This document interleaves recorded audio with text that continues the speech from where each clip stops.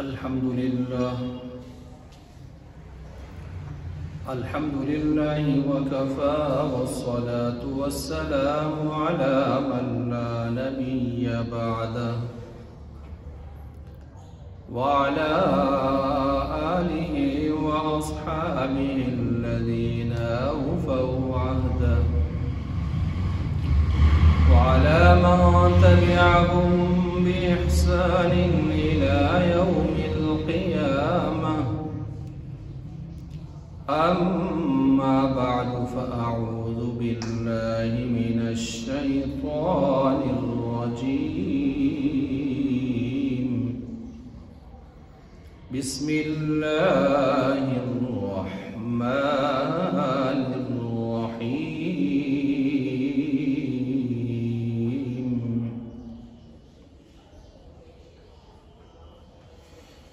يا أيها الذين آمنوا لا تأكلوا الربا أضعافا مضاعفة واتقوا الله لعلكم تفلحون.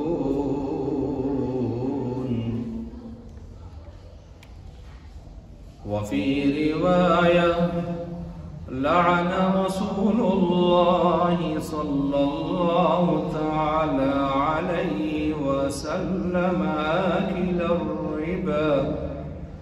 آكل الربا وموكله وكاتبه وشاهديه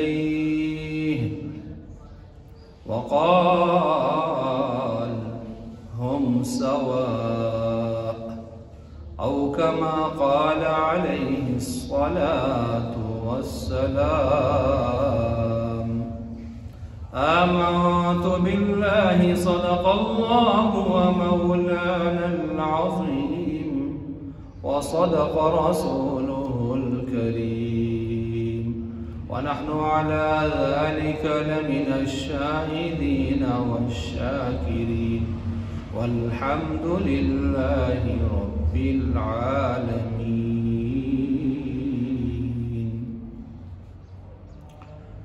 محترم المقام واجب الاحترام حضرات سامعین اکرام، آج کی جمعہ کی اس نشست میں قرآن مجید فرقان حمید سے ایک آیت کریمہ تلاوت کرنے کے بعد ذخیرہ احادیث میں سے ایک حدیث مبارک پڑھی ہے.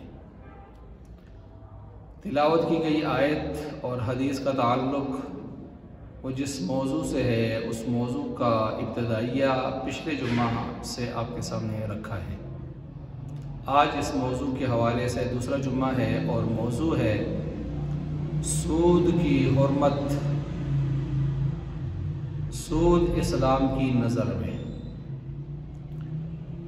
چنانچہ گزشتہ جمعہ آپ کے سامنے میں نے ماہ شوال المکرم کی مناسبت سے اس موضوع کو شروع کیا تھا کہ اعلان حرمت ربا، حرمت سود، یہ جو سود کی حرمت کا اعلان ہوا ہے وہ اسی ماہ شوال کے اندر ہوا ہے، اور دیگر بہت سارے بھی حالات و واقعات اس کے اندر پیش آئے ہیں. گزشتہ جمعہ میں نے کچھ تفصیلات آپ کے سامنے رکھی تھی.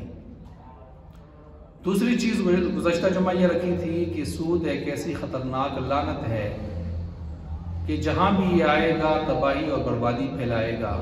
اگر کسی انسان کی زندگی میں آئے گا تو اس کی زندگی، اس کا گھر برباد کر دے گا. کسی محلہ میں سود کا رواج ہوگا، علاقہ میں ہوگا، وہ علاقہ اور محلہ وہ تباہی اور بربادی کا شکار ہوگا. اگر کسی محکمے میں، ادارے میں اس کا رواج ہوگا، وہ محکمہ، وہ ادارہ بھی تباہی اور بربادی کی نظر ہوگا. اور اگر کوئی ریاست اس کو باقاعدہ ریاستی سطح پر شروع کرے گی تو سب کچھ ہوتے ہوئے بھی، ساری نعمتیں ہوتے ہوئے بھی، ساری فراوانیاں وہ بحرانوں میں تبدیل ہو جائیں گی اور مقروض ہو جائیں گے، غیروں کے غلام ہو جائیں گے. جس کی کچھ مثالیں گزشتہ جمعہ میں نے پیش کی اور جس کی ایک جیتی جاگتی مثال خود ملک پاکستان بھی ہے. اور اس کے علاوہ میں نے دور خیر القرون کو، دور نبوی کو بھی آپ کے سامنے رکھا کہ مدینہ میں 3 قسم کے قبیلے یہود کے، ان کی تفصیلات میں نے گزشتہ جمعہ بیان کی کہ انہوں نے بھی مسلمانوں کو، انسانوں کو، سارے معاشرے کو، ماحول کو اپنا تابع کرنے کے لیے، غلام بنانے کے لیے یہی روش اختیار کر رکھی تھی کہ وہ سود پر قرضے دیتے تھے، اور اسی وجہ سے لوگ ان کے سامنے سر نہیں اٹھا سکتے تھے۔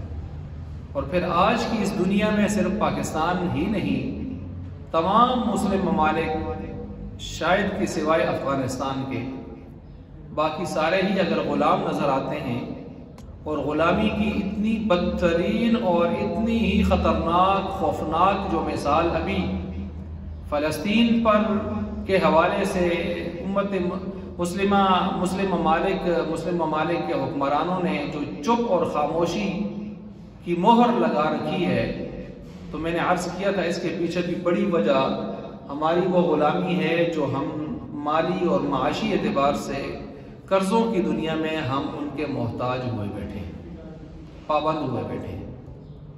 تو ایک بڑی ہمارے لیے پریشانی یہی ہے۔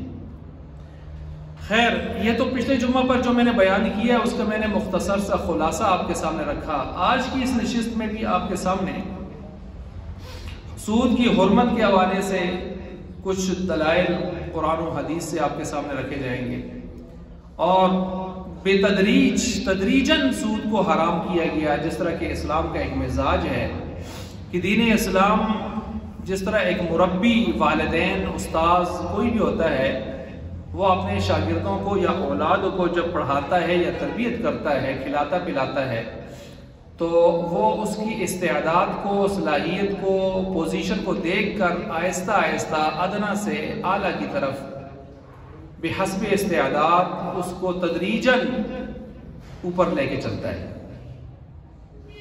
ادنیٰ سے کمال کی طرف۔ تو ایسے ہی اللہ نے یکدم سارے حکم لاگو نہیں کیے۔ آپ دیکھیں، شراب کو بھی اللہ نے اگر حرام کیا ہے تو چند مراحل پر جا کر حرام کیا ہے۔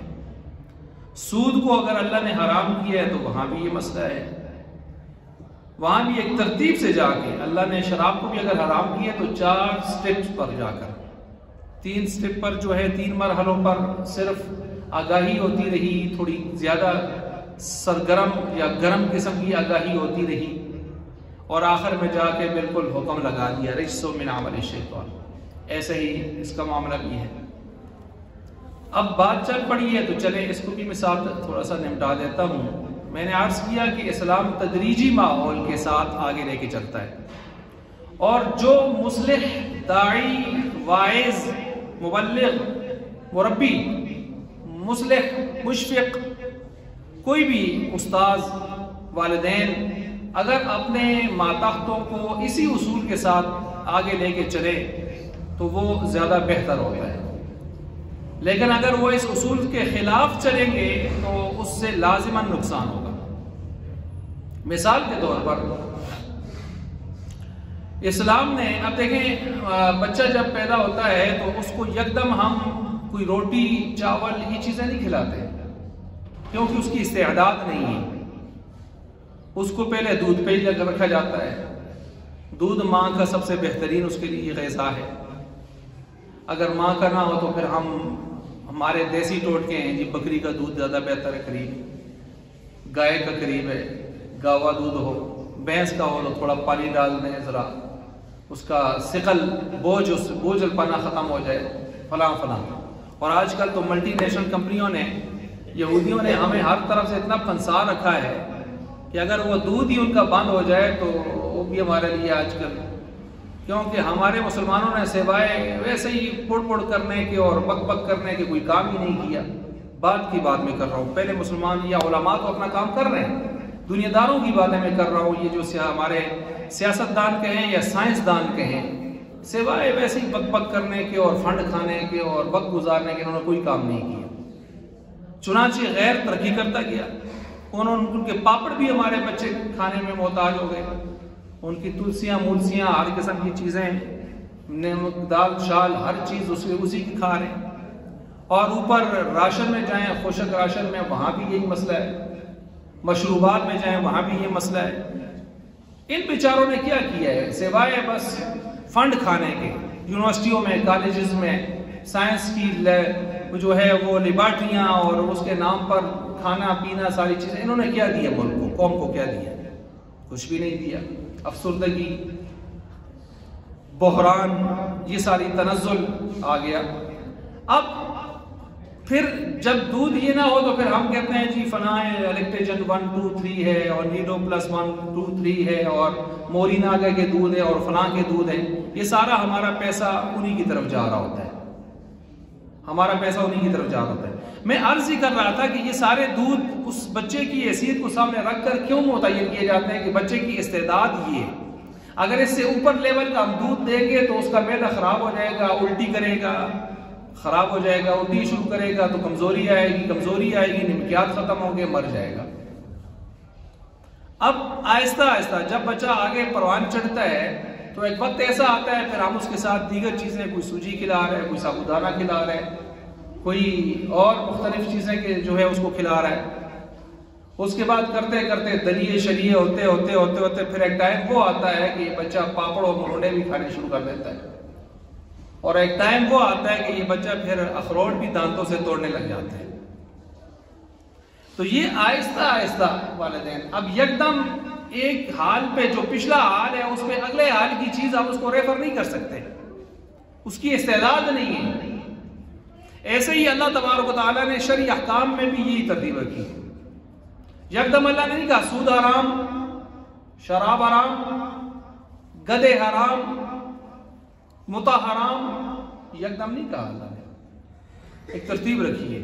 کیونکہ جس معاشرے کے گٹی میں، رگ و ریشہ میں یہ چیزیں جب رچی بسی ہوئی تھیں تو اب ان کو اس سے یکدم چھڑانا مشکل بھی تھا اور بظاہر ناممکن بھی نظر آ رہا تھا، اس لیے آہستہ آہستہ چھڑایا۔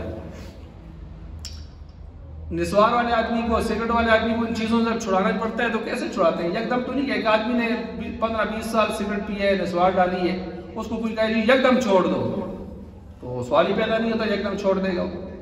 تو پہلے وہ زیادہ بڑی چوڑیاں لیتا تھا تو اب جو ہے چھوٹی لے گا، پھر اس کے بعد جو ہے وہ پہلے 2 پوڑیاں ختم کرتا تھا، اب یہ 1 پہ آئے گا، آدھی پہ آئے گا، اس کے بعد کرتے کرتے پھر یہ سونف پہ آئے گا، اس طرح کی چیزوں پہ آئے گا، اور آخر میں کرتے کرتے سونف بھی چھوٹ جائے گی۔ میں نے کئیوں کو دیکھا اس طرح چھوٹ گئی ان سے، تو یکدم ان سے کوئی کہے چھوڑو مشکل ہے۔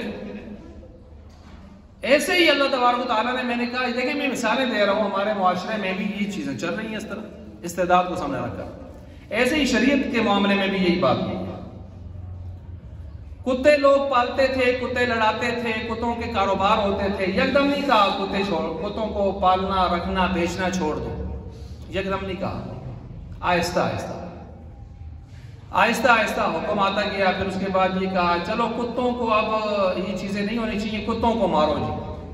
اب کتے کو جب اپنے ہاتھ سے ایک آدمی مارے تو جس چیز کو آدمی اپنے ہاتھ سے مارے گا تو پھر اس کی محبت دل سے نکلے گی خود بخود ہی۔ پھر آگے چل کے ایک زمانہ ایسا آیا کہ مت مارو سوائے کالے کتے کے، کالے کتے کو مارو فإنہ شیطان، کیونکہ وہ شیطان ہے، کیونکہ کالے کتے سے زیادہ محبت ہوتی تھی، وہ زیادہ حیثیت کا حامل تھا۔ اب اس کی شامت آ گئی تو جب اس کو بھی مارنا شروع کیا تو پھر اب پتہ چل گیا کہ پریکٹس ہو گئی ہے، اب پریکٹس کروائی، چھوڑ دیا۔ شراب جب حرام کی تھی تو 4 سٹیپ پر میں نے کہا جا کے حرام ہوئی ہے مثلا، اور پھر آخر میں جب 4تھے سٹیپ پہ حرام ہوئی ہے تو اس میں پھر حکم بھی اتنا زبردست آیا کہ شراب تو شراب ہے، شراب کے وہ برتن جن میں شراب بنتی تھی ان برتنوں کا استعمال بھی چھوڑ دیا جائے۔ چنانچہ سب سے پہلے شراب چونکہ گھٹی میں رچی بسی تھی، لوگ محبت کی مثالیں بھی اگر دیتے تھے تو کس کے ساتھ دیتے تھے؟ شراب کے ساتھ۔ میری فلاں سے اگر محبت ہے تو ایسی محبت ہے جیسے ہماری شراب سے محبت ہے۔ خالد بن ولید نے کیا فرمایا تھا کہ تم جتنی شراب سے محبت رکھتے ہو نا اے کفار، ہم اس سے زیادہ موت سے محبت رکھتے ہیں، ہم اس سے زیادہ موت سے محبت رکھتے ہیں۔ شراب سب سے پہلے قرآن نے ایک تصور دے دیا، قرآن نے کہا کہ منہ رزقا و حسنا، سکا منہ سکنا و رزقا حسنا۔ قرآن نے رزق حسن کو جدا ذکر کیا، سکرا نشے والی چیز کو الگ ذکر کیا، سکر نشے والی چیز، اب شراب کو سکر کہا نشے والی چیز، اور رزقن کو حسنا کے ساتھ الگ ذکر کیا۔ پتہ چلا یہ جو انگور، کھجور، کشمش، یہ جو پھل اللہ نے پیدا کیے ہیں یہ تمہارے لیے رزق حسن ہے، لیکن اس سے اگر تم شراب نکالتے ہو، نبیذ بنا کر، نشے والی چیز بنا کر پیتے ہو تو یہ رزق حسن میں داخل نہیں ہے، یہ سکر نشے والی چیز ہے۔ اس سے اندازہ ہو گیا اہل علم کو یا عربی گرامر کو سمجھنے والوں کو کہ ہمیں اشارہ دیا جا رہا ہے کہ عنقریب جب سکر، شراب کو سکر نشے والا کہہ کر الگ کیا گیا اور باقی چیزوں کو رزق حسن کہہ کر الگ کیا گیا، پتہ چلا کہ عنقریب شراب حرام ہو رہی ہے۔ شراب کیا ہو رہی ہے؟ حرام۔ اس سے اشارہ ملا، جب اشارہ ملا تو ذہنی طور پر تیاری شروع ہو گئی کہ تیار رہو، کسی وقت بھی شراب کیا ہو جاتی ہے، ہو سکتی ہے حرام۔ اب جب انسان پہلے سے مثلا دیکھیں ایک آدمی پہلے سے بیمار ہے، سال 2 سال 4 سال، تو اس کو کئی مرتبہ ایسے مراحل آئے کہ موت قریب سے دیکھی، تو پھر اچانک سے جا کے وہ مر جاتا ہے تو ٹھیک ہے اپنوں کا صدمہ تو ہوتا ہے، لیکن پھر بھی آدمی کہتا ہے یار پہلے بھی کئی مرتبہ ٹریننگ ہو چکی ہوتی ہے، لیکن یک دم سے اچانک سے کوئی پیارا چلا جائے تو وہ صدمہ بڑا مشکل ہوتا ہے۔ اسی طرح یہاں بھی ترتیب کی گئی، ایک اشارہ دے دیا گیا کہ عنقریب حرام ہونے والی ہے۔ دوسرا مرحلہ قرآن نے کہا یسألونک عن الخمر والمیسر، یہ لوگ آ کر آپ سے شراب کے بارے میں پوچھتے ہیں، شراب کے بارے میں پوچھتے ہیں۔ ویسے نشہ سے متعلق، رد نشہ سے متعلق میرے اپنے یوٹیوب چینل پر 10 سے زیادہ درجن کے قریب کلپس ہیں جن پر میں نے نشہ سے متعلق اسلامی تعلیمات، نشہ اور اسلامی تعلیمات کے حوالے سے ہر موضوع پر میں نے گفتگو کی ہے دلائل کے ساتھ الحمدللہ۔ اچھا، تو فرمایا کہ یہ لوگ آپ سے پوچھتے ہیں جوئے اور شراب سے متعلق، قل کہہ دیجئے فیہما اثم کبیر ومنافع للناس، اس شراب اور جوئے میں بہت بڑا گناہ ہے، ومنافع للناس، اگرچہ لوگوں کے لیے نفع بھی بڑے ہیں۔ اس میں کیا مطلب؟ دنیاوی اور اخروی معاملہ بیان کیا گیا۔ دنیاوی اعتبار سے نفع ہے، لوگ شراب بیچتے ہیں، کاروبار کرتے ہیں، نفع حاصل کرتے ہیں، لیکن اخروی اعتبار سے اثم کبیر، گناہ بہت بڑا ہے۔ وَإِثْمُهُمَا أَكْبَرُ مِن نَفْعِهِمَا، اور آگے اللہ نے کتنا خوبصورت انداز استعمال کیا، اللہ نے فرمایا یہ جو تم دنیا کا نفع لیتے ہو اس سے آخرت کے اعتبار سے جو تمہیں گناہ ہو رہا ہے وہ گناہ اکبر، بڑا ہے۔ دنیا کے ظاہری نفع کے لیے اپنی آخرت کو برباد نہ کرو۔ یہاں بھی حکم نہیں آیا کہ شراب حرام ہو گئی ہے، صرف اشارہ آیا ہے، لیکن پہلے میں اشارہ کم درجے کا ہے، اس میں اشارہ بڑے درجے کا ہے کہ اس میں گناہ کا لفظ بھی آ گیا ہے۔ اچھا جی، یہ بھی ہو گیا۔ اس کے بعد پھر تیسرا مرحلہ آیا۔ تیسرا مرحلہ جب آیا کہ ایک دعوت تھی، دعوت کے اندر دعوت کھائی لوگوں نے، شراب کا دورہ چلا، دور جاہلیت تھا، اور غالباً مغرب کی نماز تھی، پڑھانے والے نے پڑھائی اور اس نماز کے اندر جو ہے قرات بھول گئے، غالباً سورۃ النصر تھی یا کیا، دائیں سے بائیں، بائیں سے دائیں چلے گئے، تو پھر قرآن کا آرڈر آیا یا ایھا الذین آمنوا لا تقربوا الصلاۃ وانتم سکارى حتی تعلموا ما تقولون، اے ایمان والو تم نماز کے ہی قریب نہ جاؤ اس وقت درا حال کہ تم نشے میں ہو۔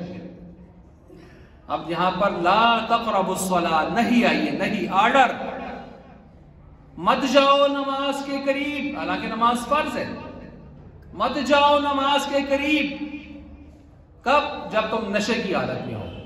گویا نماز کی حالت میں یا نماز کے دائیں بائیں نشہ کرنے سے روک دیا گیا، یہاں نہیں باقاعدہ آ گئی، پہلوں میں دیکھیں نہیں آئی تھی، روکا نہیں گیا تھا، اشارے دیے تھے، لیکن اس میں کیا آ گئی ہے؟ نہیں، مت جاؤ نماز کے قریب۔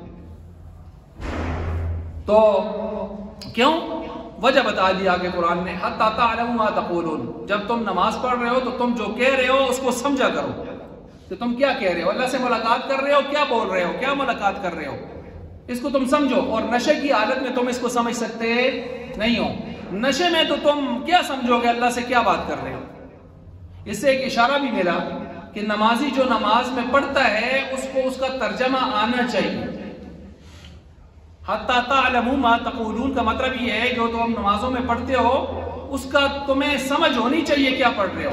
سبحانک اللہم سے تم نے اللہ اکبر سے شروع کیا ہے، سبحانک اللہم سے لے کر اور رات کو تم دعائے قنوت بھی پڑھتے ہو اور باقی نماز کا سبق پڑھتے ہو، قرات کرتے ہو، تو اس کا تمہیں مفہوم کا پتہ ہونا چاہیے. اور یہاں کہتے ہیں وہ جی یہ مولویوں نے کام ہے، یہ ان کا کام ہے، آسان نہیں ساری زندگی پڑھتے رہے سن لیکن کچھ موتوں تک کچھ پتہ نہ سیکھے پڑھ گئے. ملاقات اللہ سے ضرور ہو رہی ہے نماز میں، لیکن ایسی حضرت کی ملاقات ہو رہی ہے کہ حضرت کو پتہ ہی نہیں میں پڑھتا کیا ہوں، میرے پڑھنے کا مطلب کیا ہے. اب آپ کسی سے ملاقات کریں اور رٹی رٹی تقریر مار دیں اس کے سامنے اور آپ کو خود بھی پتہ نہ ہو آپ نے کہا کیا ہے، تو اگلا آدمی آپ مارے گا منہ پر رکھ کر. یہ کس طرح کی مجھ سے بات کرتے ہو؟ تمہیں خود پتہ ہی ہے، رٹ رٹا کے طوطے کی طرح کے کھڑے ہو گئے ہو میرے سامنے. لیکن وہ قربان جائیں، وہ اللہ پھر بھی ہمیں دیکھ رہا ہے کہ ہم آج تک نماز کا سبق ترجمہ کچھ بھی نہیں آ رہا. فتوے ہمیں بہت آتے ہیں مولویوں پر لگانے کے لیے، دیندار لوگوں پر لگانے کے لیے، لیکن فرائض واجبات کخ نہیں آتے ہیں، کخ نہیں آتے. تو بہرحال عرض یہ کر رہا تھا کہ یہ چیزیں یعنی آہستہ آہستہ حرام ہوئی. تو لا تقربوا الصلاۃ وانتم سکارا، نشے کی حالت میں مت قریب جاؤ تم لوگ. پتہ چلا شراب حرام ہو رہی ہے، نہیں آ گئی ہے. اب عمومی اعتبار سے نماز کے علاوہ بھی حرام ہے تو چوتھا حکم آیا، یا ایھا الذین آمنوا انما الخمر والمیسر والانصاب والازلام رجس من عمل الشیطان. اے ایمان والو، خطاب کیا اللہ نے 89 مرتبہ قرآن میں اللہ نے یا ایھا الذین آمنوا کہا ہے. اور شراب، جوا اور اس کے علاوہ جو ہے وہ جو پانسے کے شرک کے جو تیر شیر وہاں رکھے ہوتے تھے قسمت آزمائی کے، وہ بت پرستی، ان سب کو اکٹھا کر کے اللہ نے فرمایا رجس من عمل الشیطان، یہ شیطان کی پلیدی ہے. شراب بھی کیا ہے؟ شیطان کی پلیدی. اور ظاہر بات ہے شیطان کی پلیدی جو ہے وہ حلال نہیں ہوتی، کیا ہوتی ہے؟ حرام ہوتی ہے. صرف یہی نہیں فرمایا، فرمایا فاجتنبوہ، اس سے بچو بھی، اس سے بچو. امر آ گیا، حکم. لعلکم تفلحون، اس سے بچنے میں کیا ہے؟ فائدہ تمہارا ہے، تم کامیاب ہو جاؤ گے. اس کے آگے پھر اگلی آیتوں میں اللہ تعالیٰ نے اس کے نقصانات بیان کیے کہ اس شراب سے کیا کیا نقصان ہے. ان میں سے ایک نقصان یہ ہے شیطان تمہارے درمیان عداوت ڈالے گا، لڑائے گا، جھگڑا کروائے گا، مروائے گا تمہارے ہاتھ سے یا تمہیں کسی کے ہاتھ سے مروا دے گا، وغیرہ وغیرہ، آپس میں بغض، یہ چیزیں. اور کیا نقصان ہے؟ اللہ کے ذکر سے، نماز سے تم دور ہو جاؤ گے، نیک مجلسوں سے دور ہو جاؤ گے. شرابی یا نشے والا کوئی بھی ہے، اس کی مجلسیں کیسی ہوتی ہیں، اس کا انداز کیسا ہوتا ہے، اس کی شکل کیسی بنی ہوتی ہے، اس کے کان، ناک، اس کے ہاتھ، اس کو کس طرح کی اس کی ہیئت ہوتی ہے، اس کی تفصیل کی ضرورت نہیں ہے. تو قرآن نے یہ آگے ہمیں اشارے دیے ہیں اس طرف. اور یہاں پھر قرآن کریم نے اس کے نقصان اگلی آیتوں میں بیان کیے. اچھا، یہ تو میں نے سود کے حوالے، شراب کے حوالے سے گفتگو کی ہے نا، اسی طرح سود کے حوالے سے لے لیں. اللہ تعالیٰ نے یکدم سود کو حرام نہیں کیا، کیونکہ سود بھی اس وقت معاشرے میں بہت رچا بسا ہوا تھا. تو اللہ تعالیٰ نے اسی اصول تدریج کو سامنے رکھا، اصول تدریج کو آہستہ آہستہ. سب سے پہلے قرآن نے کہا وَمَا آتَيْتُم مِّن رِّبًا لِيَرْبُوَ فِي أَمْوَالِ النَّاسِ فَلَا يَرْبُو عِندَ اللَّهِ. جو تم سود لیتے دیتے ہو یہ اللہ کے ہاں بڑھتا نہیں ہے تعداد میں، بلکہ یہ گھٹتا ہے. یمحق اللہ الربا ویربی الصدقات. صدقے میں جو چیز دیتے ہو یہ بڑھتی رہتی ہے. حدیث میں آتا ہے ایک کھجور بھی دیتے ہیں تو اللہ اس کی آبیاری، اس کی گویا پرورش کرتے ہیں، اور وہ قیامت والے دن احد پہاڑ سے بھی وزنی انسان مسلمان کے نامہ اعمال میں ہوگی. لیکن یہ جو سود تم لیتے دیتے ہو، اس سود سے تباہی آ رہی ہے، مال بربادی کی طرف جا رہا ہے، تباہی کی طرف جا رہا ہے. بظاہر لوگ یہ سمجھتے ہیں کہ شاید یہ قرآن، اچھا پھر قرآن نے اسی آیت میں آگے یہ کہا وَمَا آتَيْتُم مِّن زَكَاةٍ تُرِيدُونَ وَجْهَ اللَّهِ فَأُولَٰئِكَ هُمُ الْمُضْعِفُونَ. جو تم زکوٰۃ دیتے لیتے ہو نا، زکوٰۃ دیتے ہو، اس سے تمہارے مال بڑھتے ہیں. اب یہ خبر یہ ہے اور نظر کہتی ہے یہ کیسے ہو سکتا ہے؟ زکوٰۃ دیتے ہیں، اگر لاکھ روپے زکوٰۃ دی ہے تو وہ کتنے رہ جاتے ہیں؟ 97,500 آپ نے زکوٰۃ دے دی. تو لاکھ سے تو 2500 کم ہو گئے، اور قرآن کہتا ہے یہ بڑھتے ہیں۔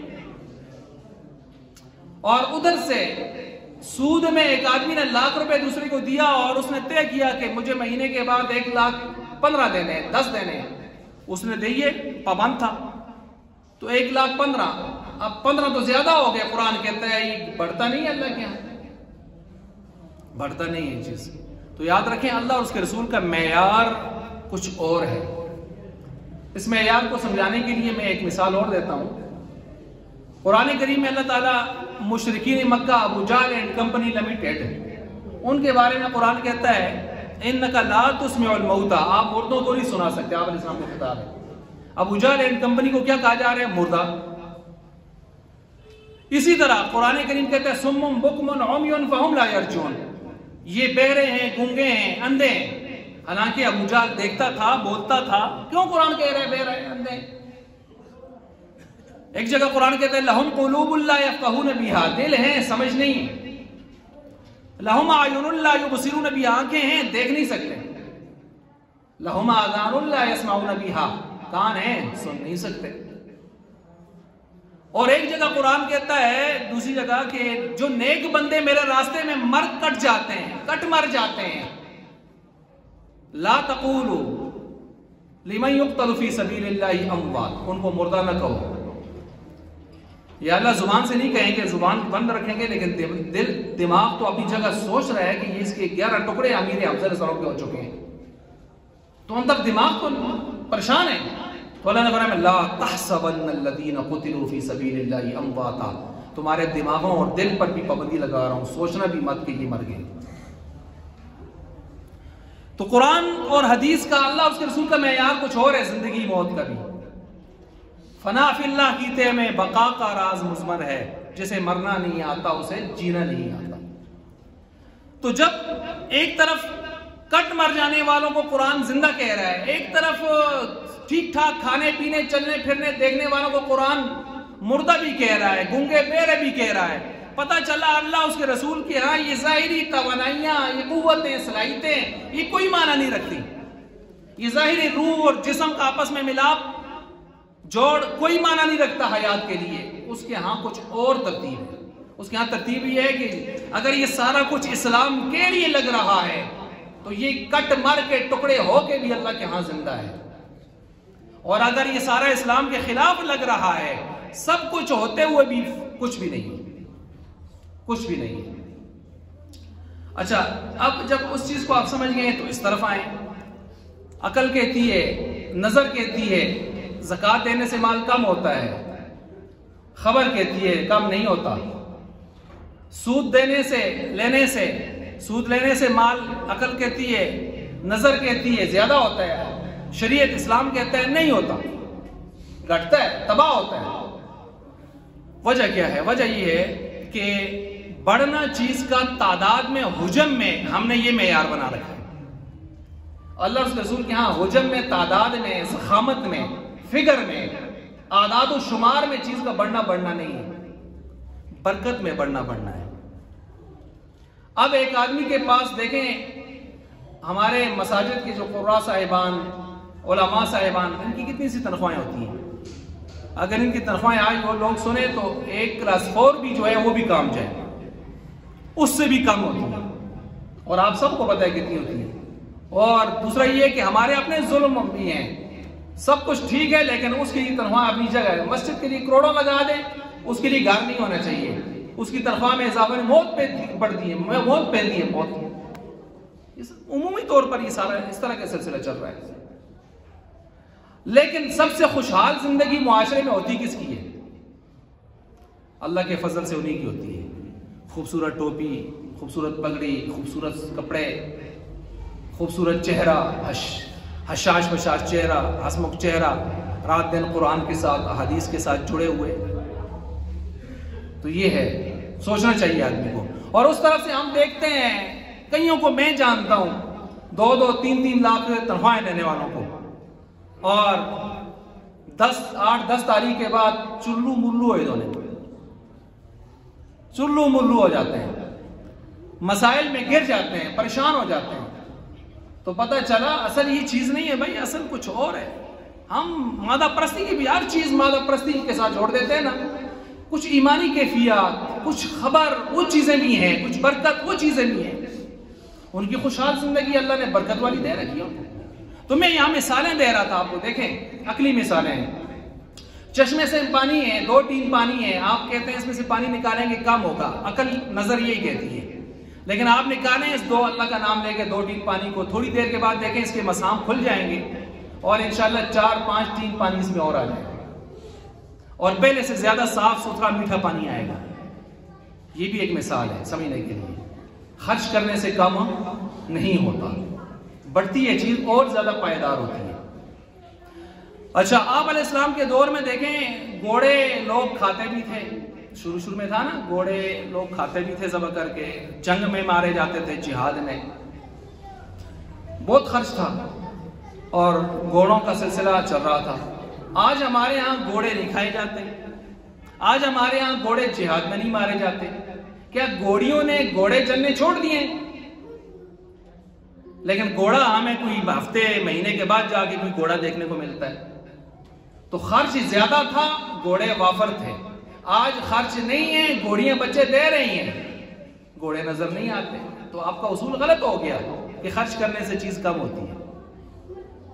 اس دور میں لوگ اونٹ ذبح کر کے کھاتے تھے، جہاد میں مارے جاتے تھے، قربان گاہ میں قربانی ہوتی تھی، سب کچھ ہوتا تھا. اونٹ وافر تھے. آج پاکستان میں اکا دکا کچھ دیکھتے رہتے ہیں، کوئی قربانی اونٹ کی ہو رہی ہے، اربوں میں ہو رہی ہے، اور نہ جہاد میں مارے جا رہے ہیں، نہ ویسے سال کے 12 مہینے کوئی ذبح کر کے کھا رہا ہے. کیا اونٹنیوں نے بچے دینے چھوڑ دیے؟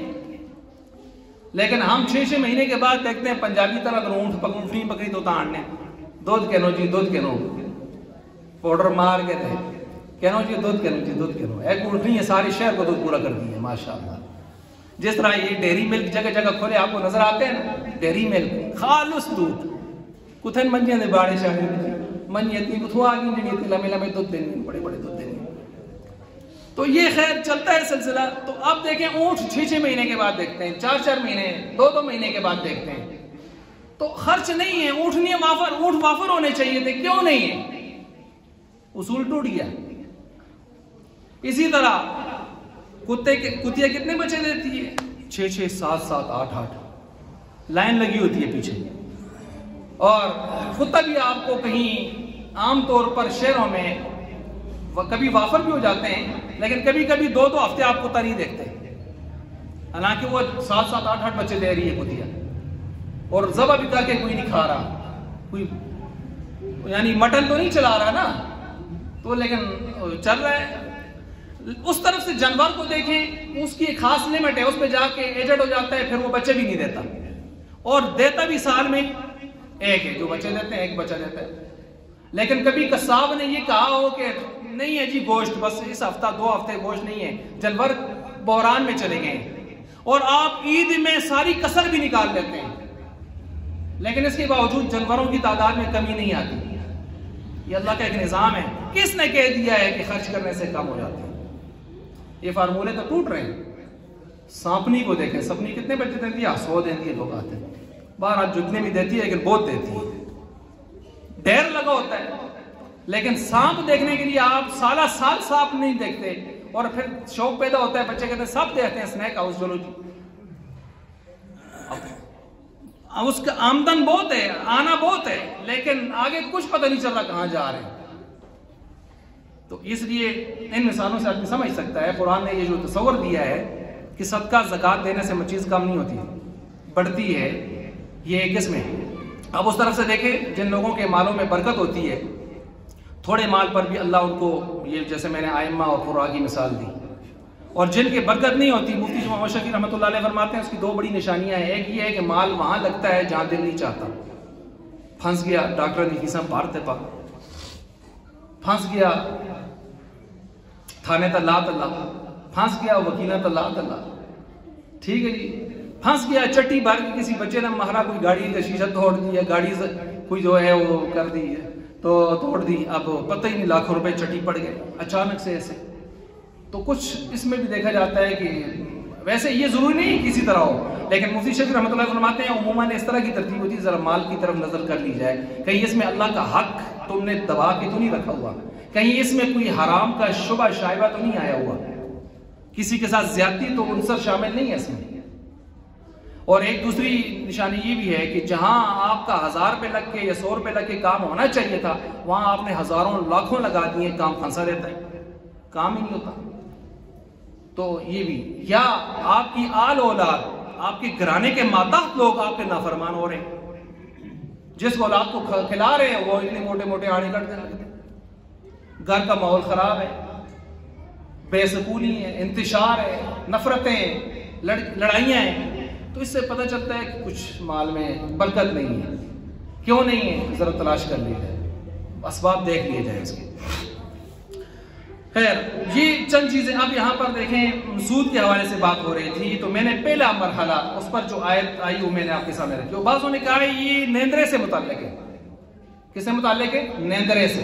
یہ جو نیوتا بہوار شادی کے موقع پر جو ہم کرتے ہیں، اس کو ضمنی سود کہا ہے علماء نے۔ یہ ضمنی سود ہے۔ ضمنی سود کیسے؟ اس کی تو الگ تفصیل ہے، اس پر تو پورے جمعہ بحث ہو سکتی ہے کہ یہ جو بہوار کا سلسلہ ہے اس کو ضمنی سود کیوں کہا جا رہا ہے۔ اگر کسی جگہ میں کوئی آدمی بغیر یہ سوچ رکھے کہ یہ کل مجھے دے گا پابند ہے اور یہ میرا قرض ہے اس کی طرف، نہیں، بس صرف یہ ہے کہ یار آدمی مجھے اچھا لگتا ہے، یا تعلق اچھے ہیں، محبت ہے، یا آدمی غریب سے آدمی کچھ اس کا تعاون ہو جائے، اس نیت سے جا کے دیتا ہے اور کوئی نیت مستقبل میں لینے کی نہیں ہوتی تو جائز ہے۔ یہ اس لیے کہتا ہوں، میں نے ایک مولوی صاحب کا کلپ سنا، اس سے ڈائریکٹ کھڑ کے جہنم میں لاٹ دیتا تھا، اور میں نے کہا جدھر گنجائش ہو ادھر تو ذرا تھوڑا گنجائش دینے کرو یار، اتنا بھی زیادہ ضرور نہ کرتے کرو۔ ٹھیک ہے، وہ ہم بھی کبھی کبھی ایسے ہوتا ہے، کرتے ہیں، کسی جگہ دیکھتے ہیں آدمی دوست ایسا ہے فلاں ہے، بس بغیر مستقبل میں کوئی حکمت عملی بنائے ہوئے وصولی کی دے دیں، اللہ دے والے، اللہ کی رضا سے تعاون کے لیے جیسے بھی۔ لیکن اگر اس سے ہٹ کر جیسے ہمارا معاشرتی سلسلہ چل رہا ہے، وہ کیا ہے؟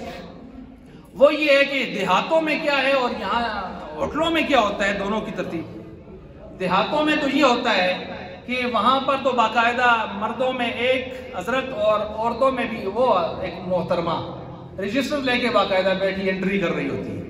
اور مظفر آباد میں کئی شادیوں میں جانا ہوا، وہاں تو سرے سے ننگا ایڈوانس نظام چل رہا ہے۔ مظفر آباد اگر آپ جائیں اور یہ 20 سے اوپر شروع ہو جاتا ہے، تو وہاں آپ جائیں تو سامنے روٹی لگی ہوتی ہے، ادھر 2-3 آدمی بیٹھے ہوتے ہیں، ایک کے آگے چاول رکھے ہوتے ہیں، کچے چاول چھاڑ کر۔ یہ ان کے یہاں ایک ریت ہے، نشانی ہے کہ چندہ ٹھیک رہے ہیں۔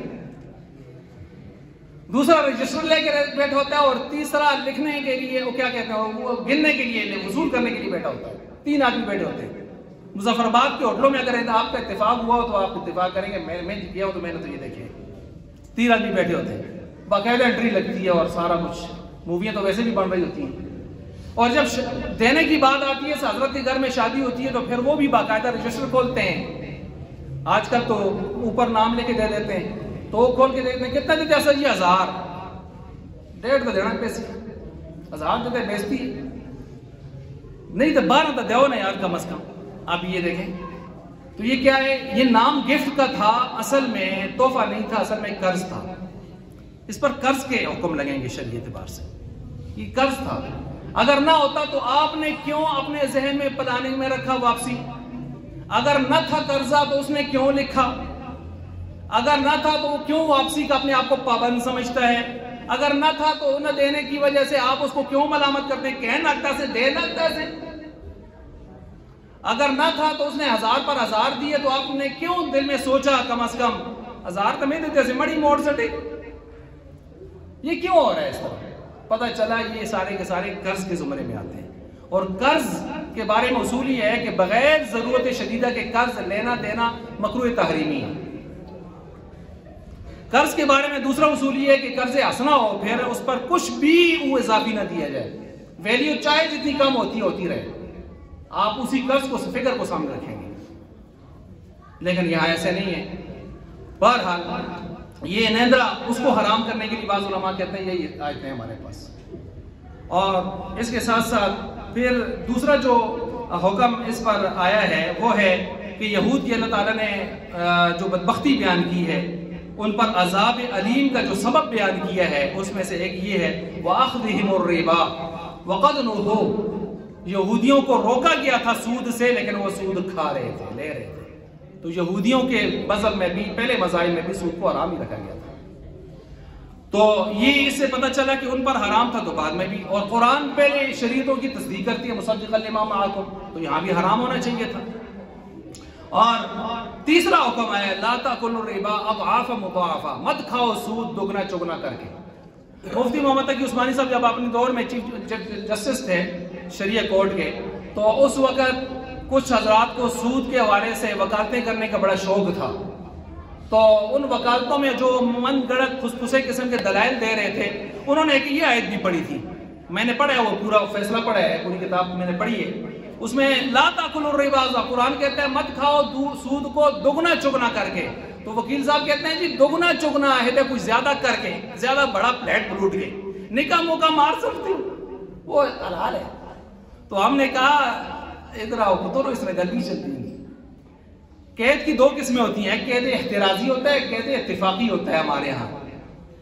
یہ قید احترازی نہیں ہے کہ کسی چیز کو نکالنے کے لیے آیا ہے، یہ قید اتفاقی ہے، اور قید اتفاقی جو چیز ہوتی ہے وہ کسی چیز کی وضاحت کے لیے یا اس کی زیادہ وضاحت کے لیے آیا کرتی ہے، وہ کسی چیز کو نکالنے نہیں آتی۔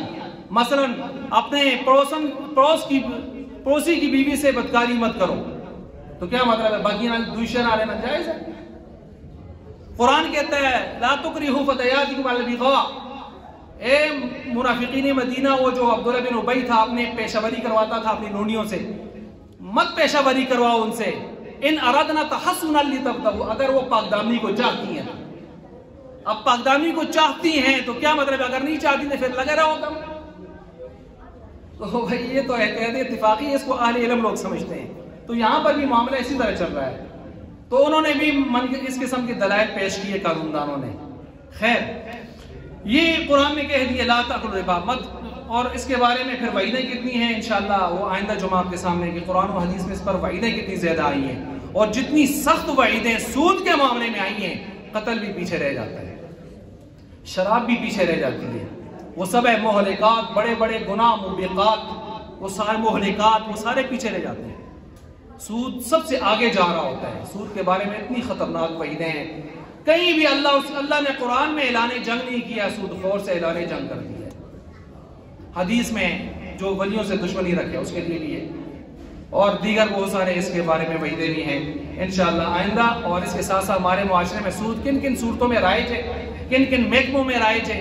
آج سود کی جو فردن یا اجتماعی اعتبار سے ہمارے کون کون سے محکمے ہیں، ادارے ہیں، ہمارے یہ موبائل کمپنیوں میں کون کون سے پیکیجز ہیں، کون کون سے سلسلے ہیں، ایزی پیسہ، جیز کیش وغیرہ وغیرہ، بہت ساری، یہ تو پراپرٹی ڈیلر ہیں، ان کے معاملات میں کیا مسئلہ ہے، بینکنگ ہے ان کا کیا ہے، اسٹیٹ لائف ہے، انشورنس ہے اس میں کیا ہے، اور اس کے علاوہ دیگر جو سلسلے ہیں ان میں کہاں کہاں سود کے عنصر پائے جاتے ہیں، اور علماء نے کیا ان کے بارے میں رائے دی ہے۔